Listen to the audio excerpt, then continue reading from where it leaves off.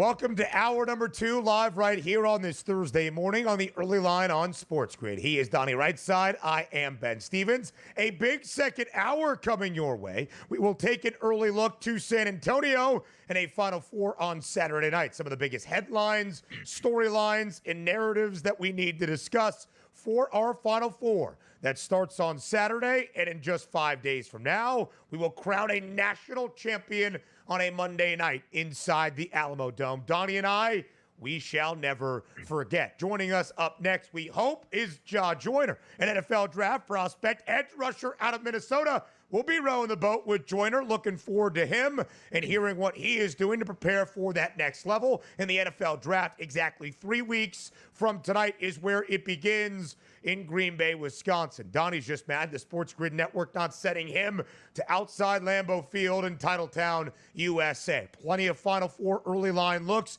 here in this second hour as well. DRS, big second hour on this Thursday.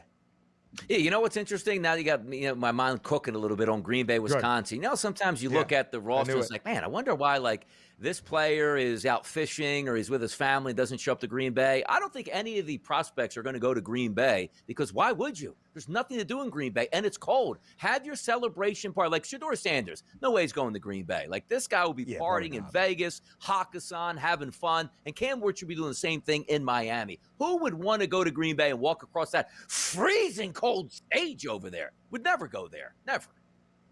What was that, Joe? Our producer extraordinaire, Joe Frieza? What did you say? Yeah, I think they both are going to be there, but we'll let Donnie just run with what he is doing. Yeah, they say that because they want to be looked good by the NFL. On Thursday, April 24th. Should we take an early look at what the forecast is supposed to be 3 weeks from right now? Let's take a look here.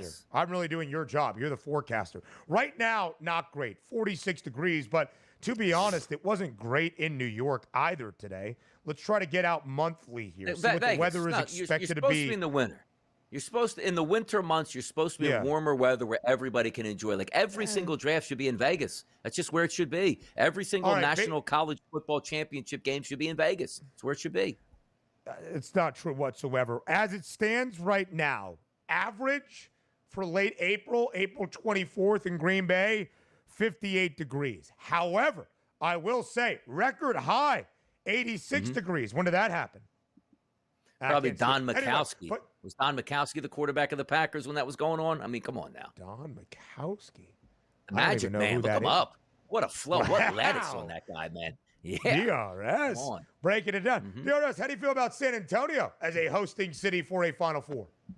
Why not? Well, I mean, Charles Barkley will tell you don't go to San Antonio and what it has to offer. But for me, San Antonio seems fantastic. And by the way, can you get a good burrito and good tacos in San Antonio? That's all I'm interested in right now. I'm on a taco kick as I watch it on I don't have Instagram, but the YouTube Reels, they probably got some great tacos in San Antonio, man. Let me tell you. Yeah, I'm sure that they do. I have no idea what Joe Frieza just sent me. What did he send you? Why we should not be in Green Bay at this time of the year? Shedeur Sanders will likely not be in Green Bay for the NFL draft. Most likely doing Colorado or Dallas is what Shedeur Sanders had to say. Exactly. You go destinations. Put it this way. Did you ever sit down with your lovely fiance, Ben, and be like, it's vacation time? Green Bay, Indianapolis. Well, nobody's ever said that. You want to go on vacation where everybody can enjoy with weather and appropriate festivities around. That's how it should be graded. Championship games, big events need to be in vacation destinations, period.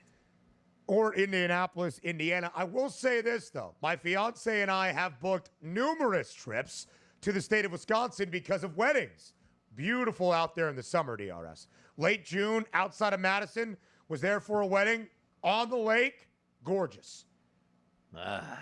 What'd you do? Did you go to Camp Randall, though? See, I'm into seeing new stadiums and stuff. Did you go to Camp Randall? See, you could have went to Camp Randall yourself, used your press pass, got in there, and jumped around by yourself playing the music. Would have been sensational. Yeah. Listen, I was with a large group, right? We did go to downtown Madison. We had brunch right outside the Capitol building. It was absolutely gorgeous. And let me tell you something, so you know that I'm a real ball knower. Donnie might go to Wisconsin and have a spotted cow from New Glarus. That's not what you want. Spotted cow is fine. It's basically a glorified blue moon. You have a moon man.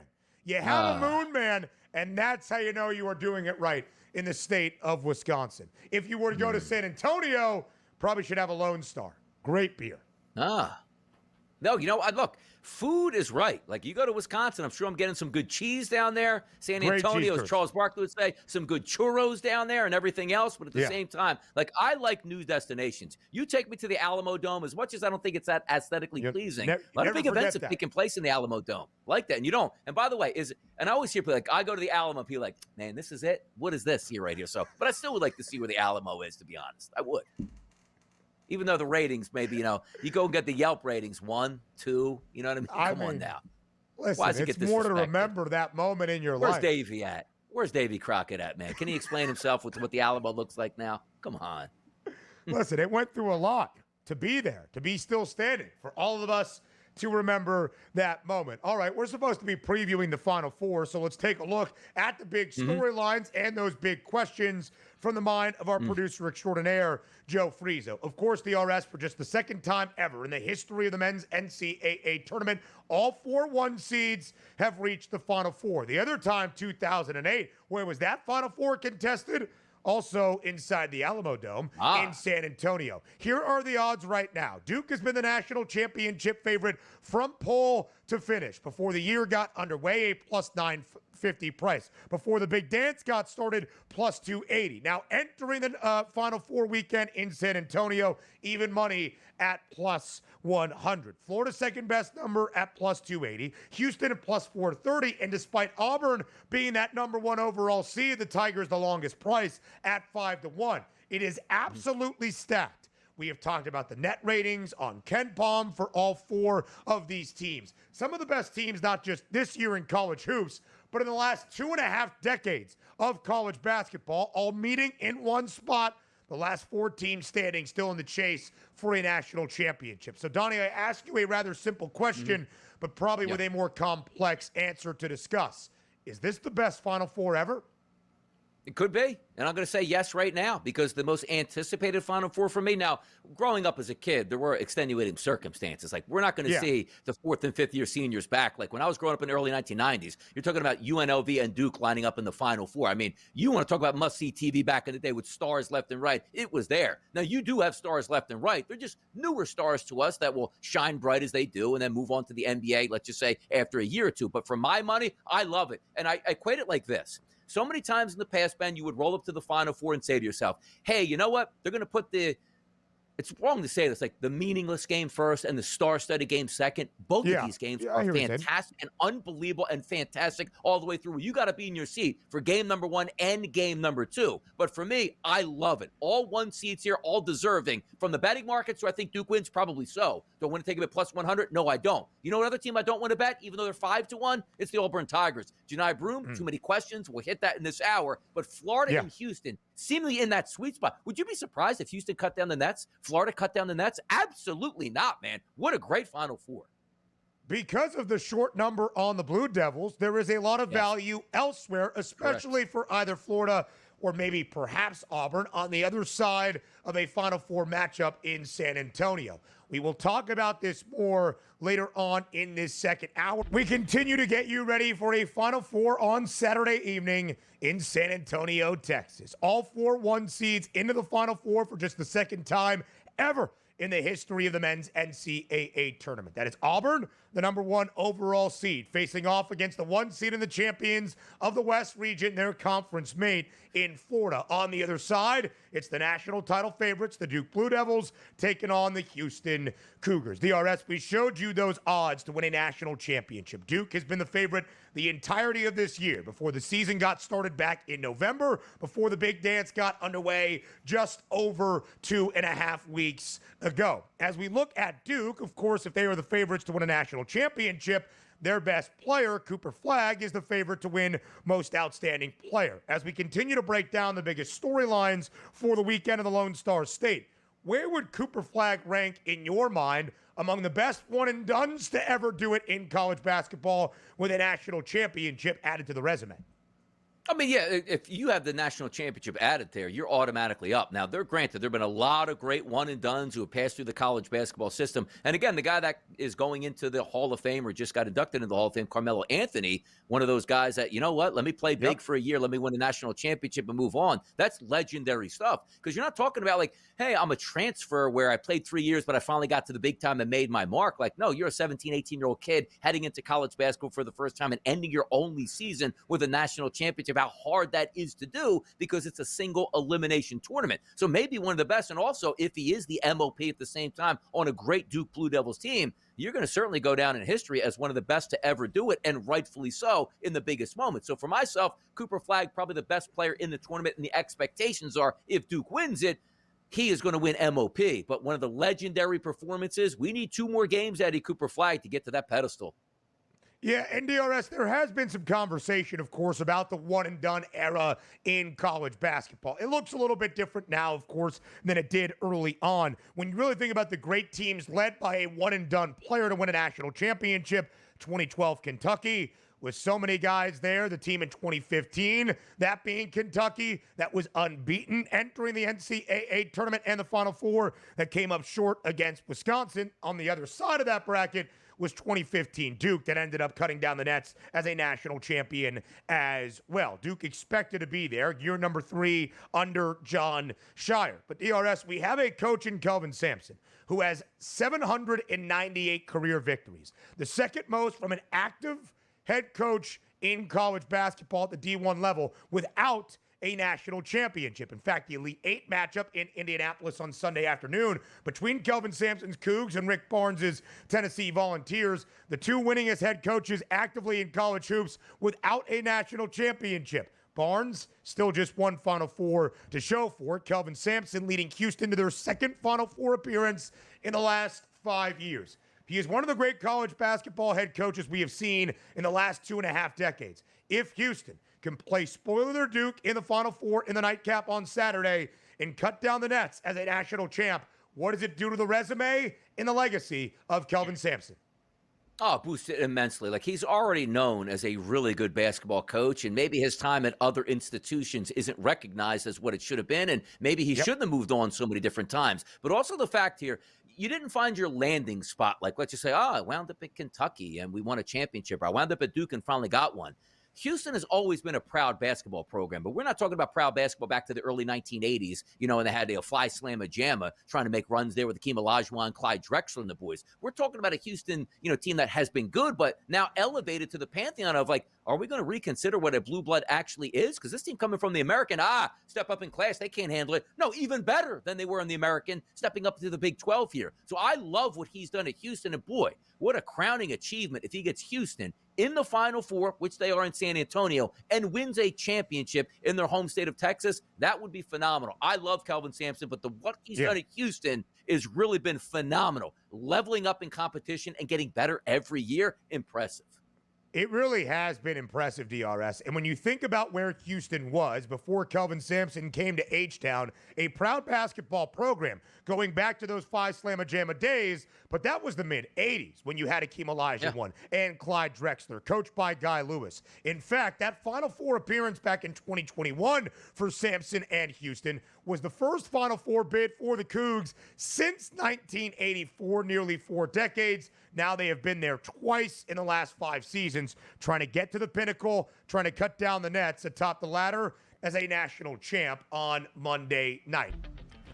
The Final Four in San Antonio, just 2 days away. A doubleheader of action starting at 6:09 p.m. Eastern time. And by the way, our SportsGrid Bracket Central coverage is back on Saturday. Myself and Donnie Rightside live in studio together for the first game of 2 on Final Four Saturday night. That will be Florida and Auburn. For the nightcap, it will be the coach, James Young, JY, alongside Kevin Walsh. So, DRS, as we look at the early lines for this game here on the early line, between these conference foes, you and I will be breaking it down live, having those bets that we are sweating out with everybody. 2.5-point spread in favor of the Gators. A total that opened at 160.5 that has worked its way down to 159 and a hook. Let's start, DRS, with the number for this game. Auburn is the number one overall seed and yet booked as an underdog entering their Final Four matchup.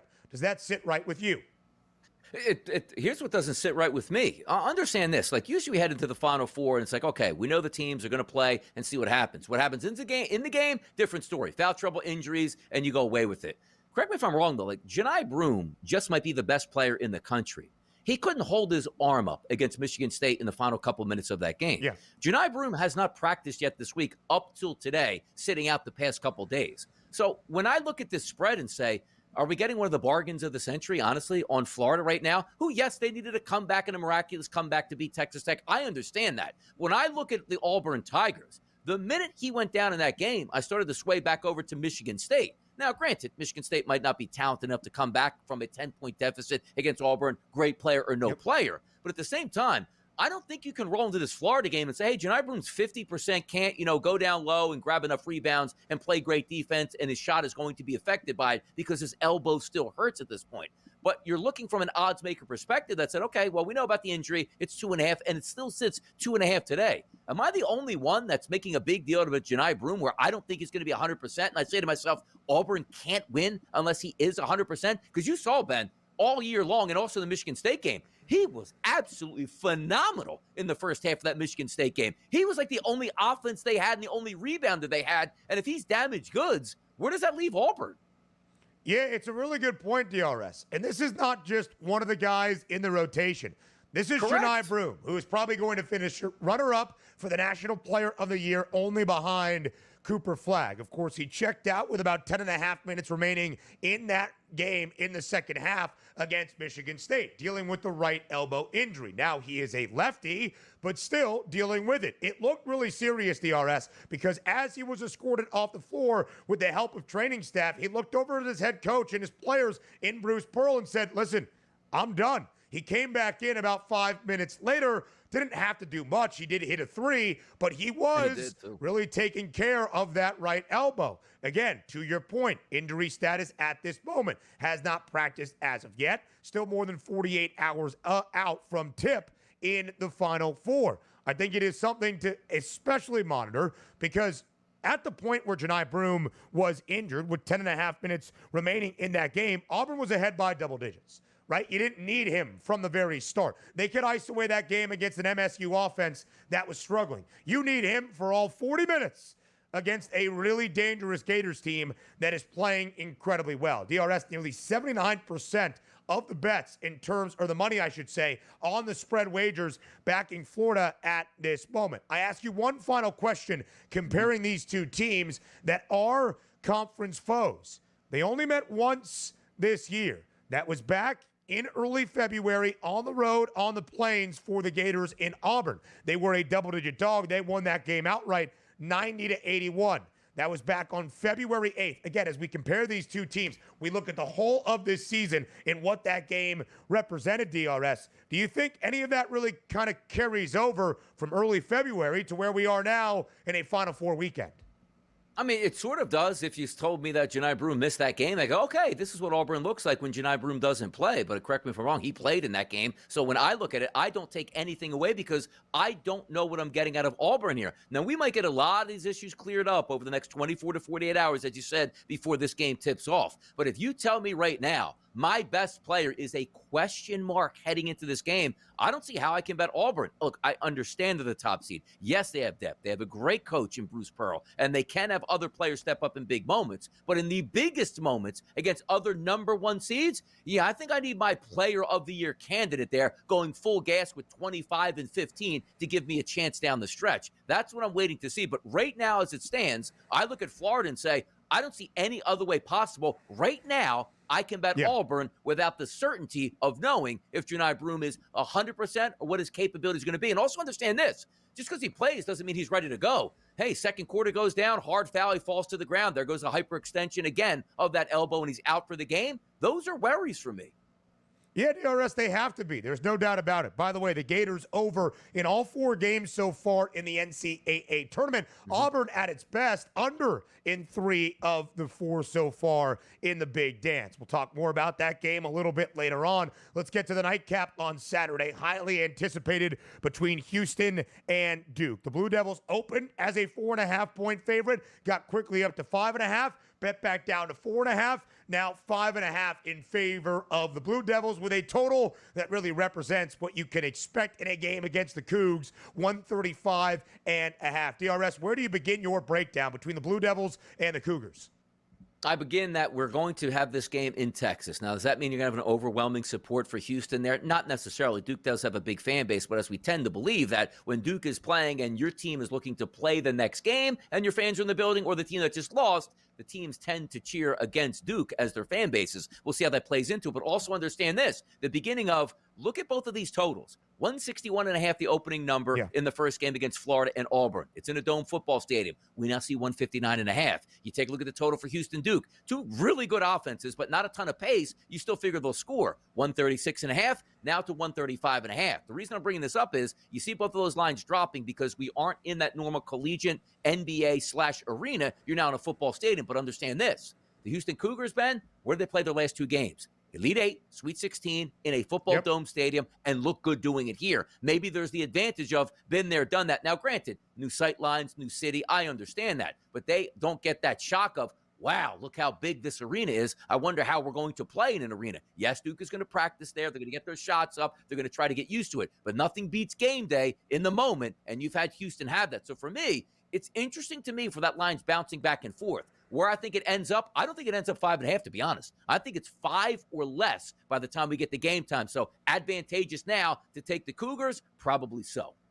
75% of the money on the spread backing the Blue Devils. It was a lot of early money on Duke, only to be answered by Houston. I would not overlook the Cougs entering this matchup. And when the total is only 135.5, Houston can stay within that 5.5-point number, even if the Blue Devils emerge victorious. I think we would be surprised, DRS, if the first game between the Gators and the Tigers, the winner did not cover the number with only a 2.5-point spread, unless we get games that are sensational. Second ever time in the NCAA tournament. We have seen all 4 of the 1 seeds reach the Final Four. The other time, also in San Antonio, back in 2008.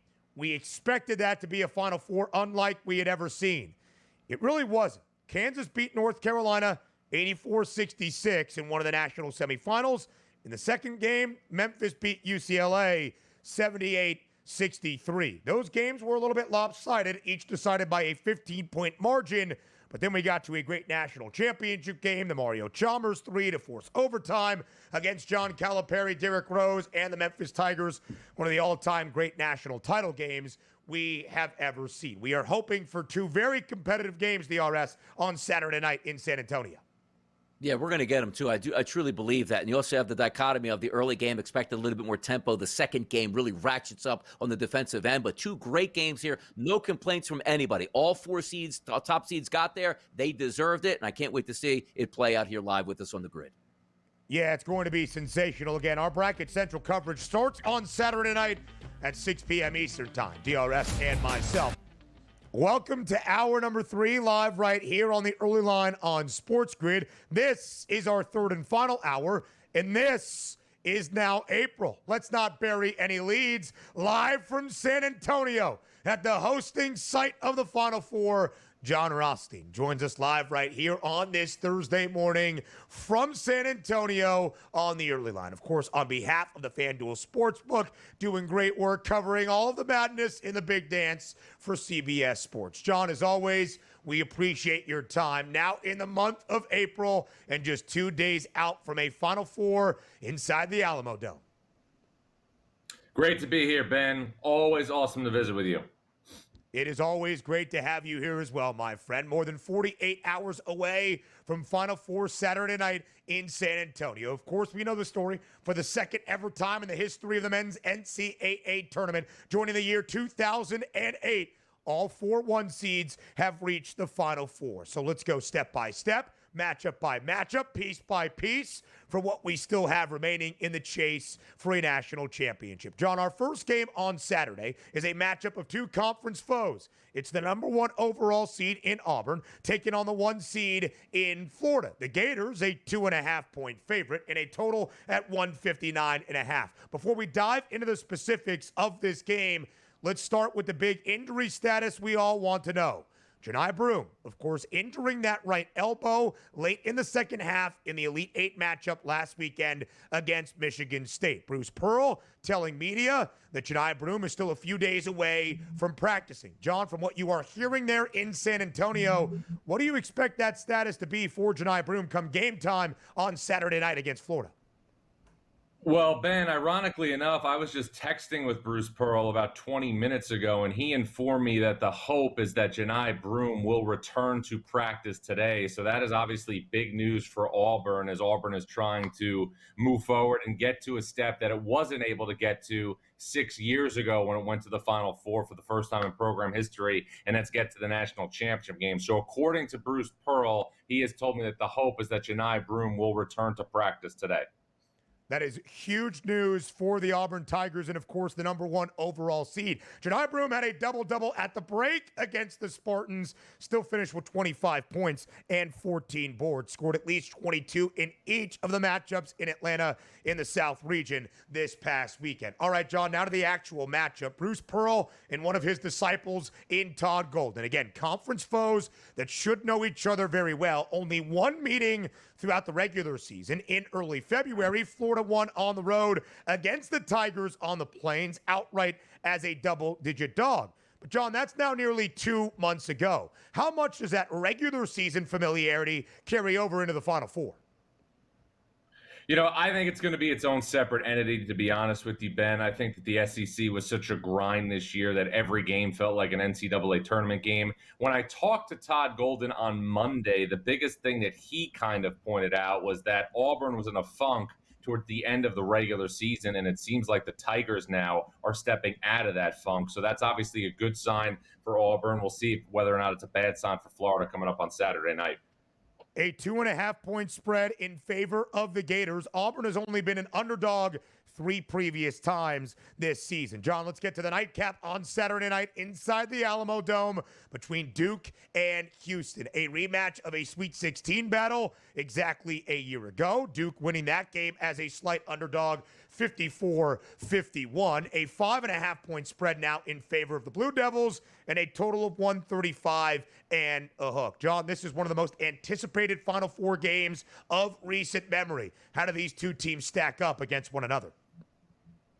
Well, if you're looking in terms of NBA talent and players that are forecasted to obviously be stars and real contributors to the next level, obviously Duke is going to have a decisive advantage. But this game is not played in the NBA. It is played in college basketball. And Houston has put together an elite program really because of retention, Ben. And that's one storyline that I hope gets more attention over the next couple of days here in San Antonio. 29 players last week in the Elite Eight among the 4 teams that are in the Final Four played double-figure minutes in the regional finals. 20 of those players were in their respective programs a year ago.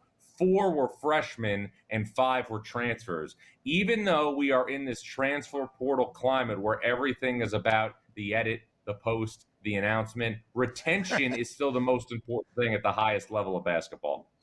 Of course, for Jon Scheyer and Duke, plenty of new faces led by this outstanding freshman class, but still some guys that were there last year, like Tyrese Proctor. On the other side for Houston, a lot of familiar faces for a Cougs team that had their NCAA tournament run cut short by Duke in the Sweet 16. Jon, as we look at these two teams, of course, it's been well reported by now that all 4 of these 1 seeds are some of the best teams we have seen in college basketball in the last 2 decades. When you look at Duke, the national championship favorites before the year got started, the national title favorites entering the big dance, and of course, the even money national title favorites entering Final Four weekend in San Antonio. What is the best thing about what the Blue Devils do on the basketball floor?